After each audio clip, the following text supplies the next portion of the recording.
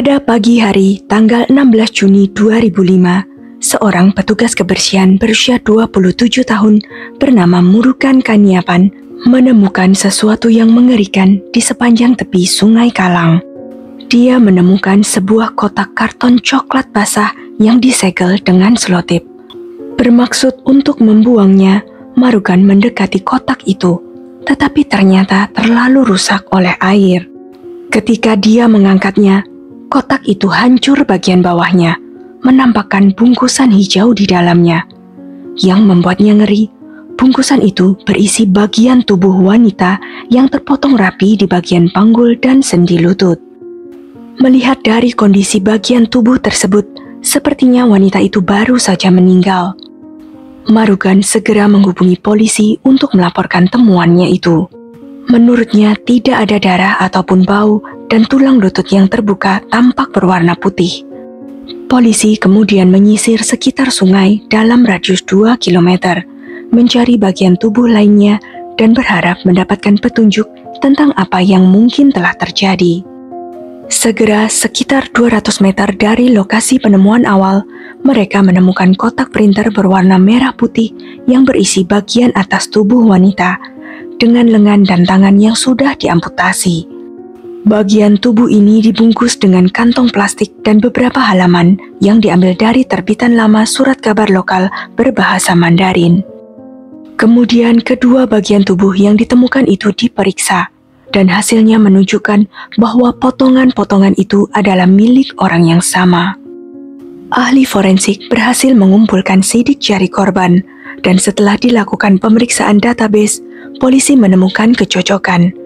Sidik jari itu milik seorang wanita berusia 22 tahun yang bernama Liu Hongmei. Bagaimana kisah lengkapnya? Sebelumnya silakan subscribe dulu channel ini serta nyalakan loncengnya untuk mengetahui kasus-kasus kriminal yang terjadi di berbagai negara. Liu Hongmei lahir pada tanggal 14 September 1982 di Changchun, China, dan merupakan anak ketiga dari 4 bersaudara. Ia lahir dalam keluarga sederhana dan selalu dikenal karena karakternya yang baik. Namun informasi lainnya tetap menjadi misteri. Pada tahun 2003, setelah menyelesaikan studinya, Hongmei pindah ke Singapura, mengikuti jejak salah satu saudara perempuannya, Hong Wei, yang telah pindah lebih dulu dan bertunangan dengan seorang warga Singapura.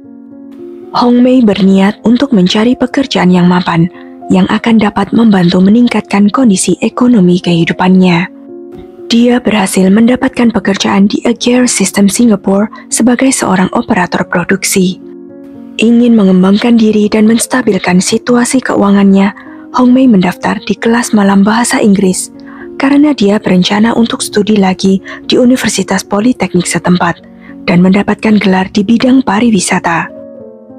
Di perusahaan, Hongmei dikenal sebagai rekan kerja yang ramah dan ceria, yang dapat berteman baik dengan pekerja lain. Setelah bekerja selama beberapa waktu, Hongmei dipromosikan lebih cepat dari biasanya, yang menyebabkan kecurigaan dan ketidakpuasan di antara rekan-rekan kerjanya. Jeda pendek antara posisi pertamanya dan promosinya sudah menimbulkan kecurigaan, yang kemudian semakin meningkat ketika dia dipromosikan untuk kedua kalinya. Kedekatan antara Hongmei dan supervisornya, Leong Xiuchor, seorang pria berusia sekitar 50 tahun, terlihat jelas bagi semua orang. Xiuchor lahir pada tanggal 19 April 1955. Ia memiliki saudara kembar yang juga tumbuh besar dan tinggal di Singapura. Setelah lulus di perguruan tinggi dan menyelesaikan dinas nasional, ia kemudian bekerja di perusahaan Singtel dan bekerja di sana selama 20 tahun, yakni dari tahun 1976 hingga 1996. Orang-orang terdekatnya tidak menyadari bahwa Hongmei adalah wanita simpanan Xiuchor, karena usia Hongmei setengah dari usianya, dan bahkan lebih muda dari beberapa anak-anaknya. Perselingkuhan mereka dimulai ketika Hongmei pertama kali ditugaskan untuk bekerja di bawah pengawasannya. Awalnya mereka berperilaku sembunyi-sembunyi, namun akhirnya mereka tidak bisa lagi menyembunyikan hubungan terlarang itu. Mereka bahkan terlihat berciuman dan berpelukan di depan karyawan lain. Pada tanggal 14 September 2004, mereka dilaporkan ke manajemen karena berciuman. Baik Hong Mei maupun Shu Chor menerima teguran keras dari pihak eksekutif perusahaan karena perilaku tidak pantas di tempat kerja. Tapi meskipun mendapat teguran, pasangan tersebut melanjutkan hubungan terlarang mereka. Hingga pada tanggal 15 Juni 2005, rekan kerja Hong Mei melaporkan dia hilang. Mereka khawatir karena tidak biasa bagi Hong Mei untuk tiba-tiba tidak masuk kerja. Pada 18 Juni 2005, polisi pergi ke tempat kerja Hong Mei di mana mereka mewawancarai rekan-rekannya.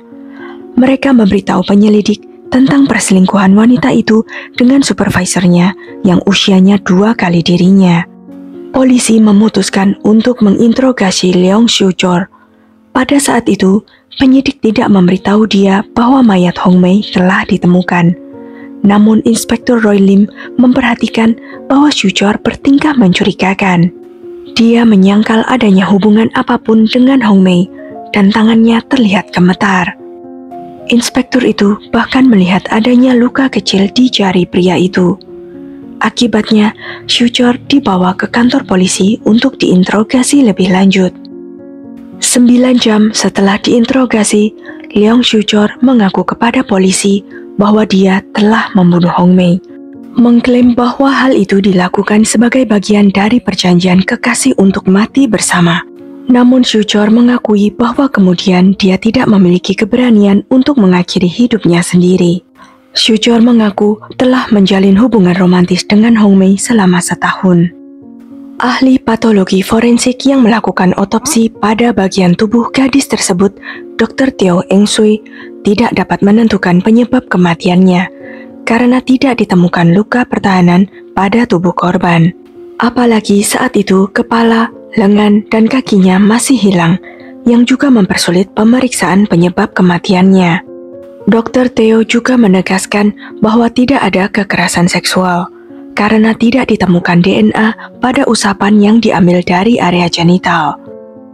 Hanya 3 hari setelah bagian tubuh Hong Mei ditemukan, Shu Chor didakwa melakukan pembunuhan. Berdasarkan hukum Singapura, jika terbukti bersalah, ia akan menghadapi hukuman mati. Setelah mendengar penangkapannya, istri dan putri sulung Shu Chor yang sedang berlibur di Thailand bergegas kembali ke Singapura untuk hadir di sidang pembacaan dakwaan. Kemudian keluarga Shu Chor menyewa Subhas Anandan, seorang pengacara kriminal terkemuka di Singapura, untuk mewakili Shu Chor di persidangan. Sementara penyelidikan masih terus berlangsung. Dalam pernyataan awalnya, Shu Chor membantah tuduhan pembunuhan. Ia mengklaim bahwa Hong Mei datang ke rumahnya pada pagi hari tanggal 15 Juni 2005 dan menanyakan apakah dia bisa pergi bersamanya ke Cina untuk memulai hidup baru. Shu Chor lalu menjawab bahwa dia tidak bisa melakukan itu karena dia masih mencintai istri dan ketiga anaknya yang sudah beranjak dewasa. Shu Chor menceritakan bahwa Hong Mei sangat putus asa dengan hubungan mereka dan menyarankan agar mereka mati bersama. Dia juga mengatakan bahwa untuk menunjukkan ketulusannya, Hong Mei dengan rela mengizinkannya untuk mencekiknya terlebih dahulu dan kemudian dirinya sendiri. Shu Chor lalu setuju karena dia juga merasa kewalahan dengan masa depan hubungan mereka yang tanpa harapan. Dalam pengakuannya, Shu Chor bersikeras bahwa dia mencintainya, tersiksa oleh kematiannya, dan menyatakan bahwa dia tidak bermaksud membunuhnya. Dia mencekik Hong Mei dengan handuk sampai meninggal. Pada awalnya, dia bermaksud untuk mati dengan cara yang sama. Tetapi setelah melihat wajah gadis itu di sampingnya, dia kehilangan keberaniannya. Dengan panik, ia lalu memutuskan untuk menyembunyikan jenazah Hong Mei karena salah satu putrinya akan pulang ke rumah pada jam 6 sore. Dan oleh karena itu, dia harus bertindak cepat.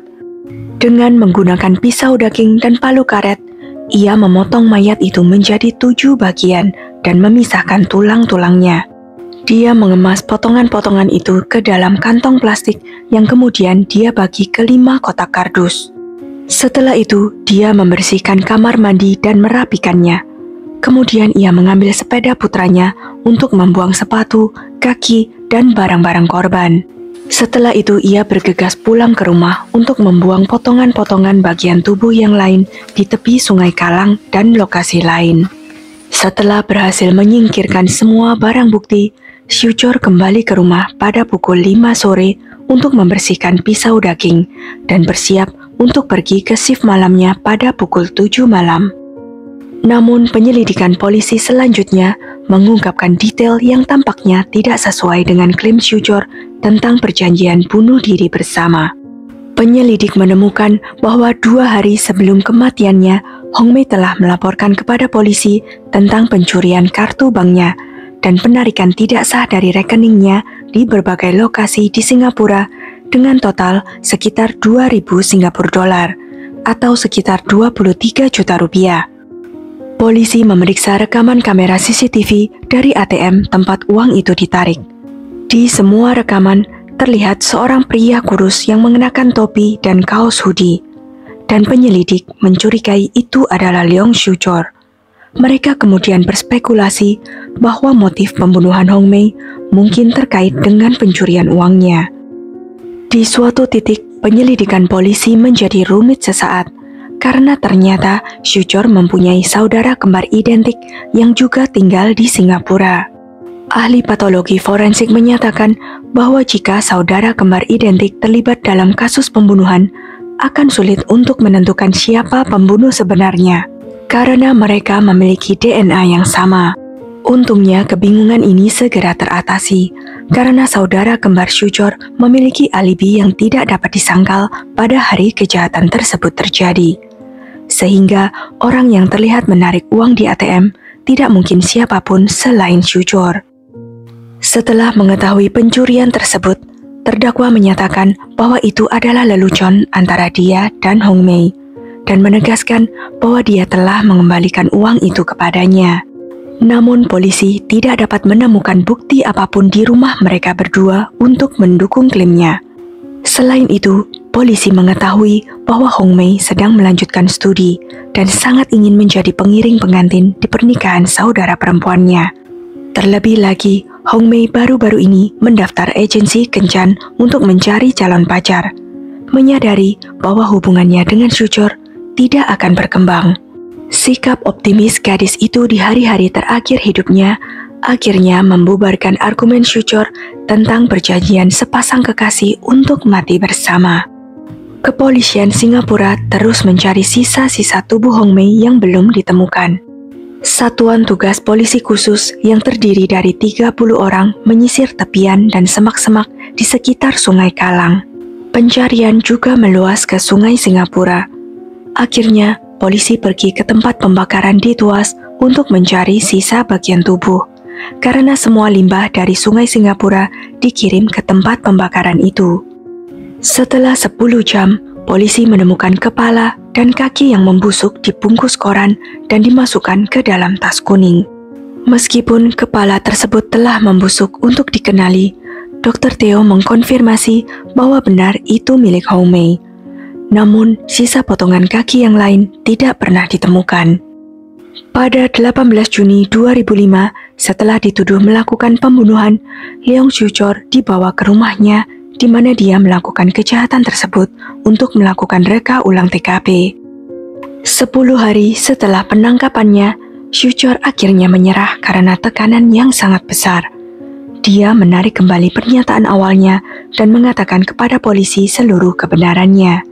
Dia mengaku mencuri kartu bank Hongmei ketika dia sedang mandi setelah mereka berhubungan seks di kamar hotel pada tanggal 13 Juni. Dan mengakui bahwa dia menggunakan uang itu untuk membeli barang-barang.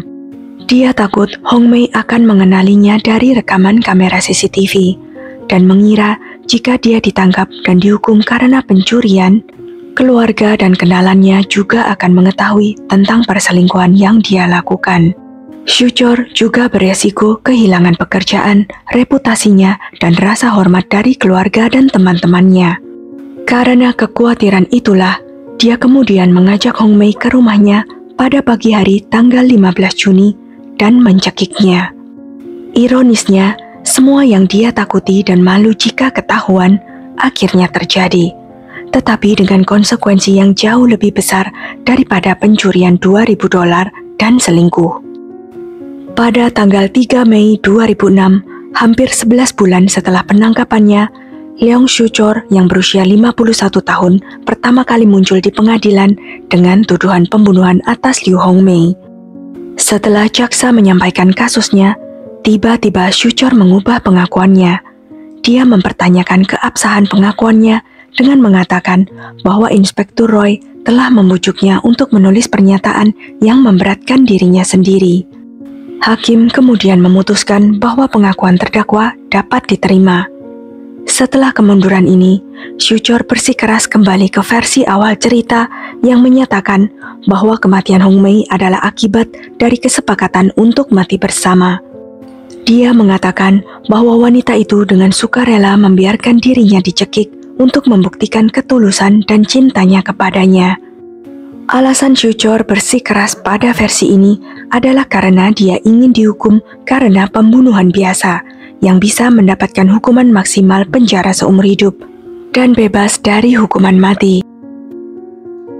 Pada tanggal 19 Mei 2006, setelah 16 hari persidangan, Hakim Tai En-kwon menyampaikan putusannya. Dia menolak menurunkan tuduhan pembunuhan karena dia tidak mempercayai klaim Soo-chor tentang perjanjian mati bersama yang mereka buat. Liu Hongmei yang dia gambarkan sebagai seorang wanita muda yang bersemangat dan mempunyai masa depan yang cerah dalam hidupnya tidak memiliki alasan untuk menginginkan kematian karena dia tidak menunjukkan tanda-tanda putus asa. Sebaliknya, dia memiliki harapan yang tinggi untuk masa depannya hingga hari kematiannya. Hakim Tai En-kwon mengatakan bahwa berdasarkan semua bukti, Soo-chor memiliki motif untuk membunuh Hongmei, mengingat potensi resiko hilangnya kehormatan keluarganya, pekerjaan, dan reputasinya karena pencurian jika wanita tersebut melaporkannya. Dengan alasan yang egois, Soo-chor memutuskan bahwa ia perlu membungkam Hongmei selamanya. Pada akhirnya, hakim memutuskan Leong Soo-chor bersalah atas pembunuhan dan menjatuhkan hukuman mati dengan cara digantung. Pada tanggal 30 November 2007, perintah eksekusi dikeluarkan, dan Soo-chor digantung di penjara Changi saat fajar. Sekian kisah kali ini. Jangan lupa untuk klik like, share, subscribe, dan komen ya pendapat kalian. Sampai jumpa lagi di video-video selanjutnya.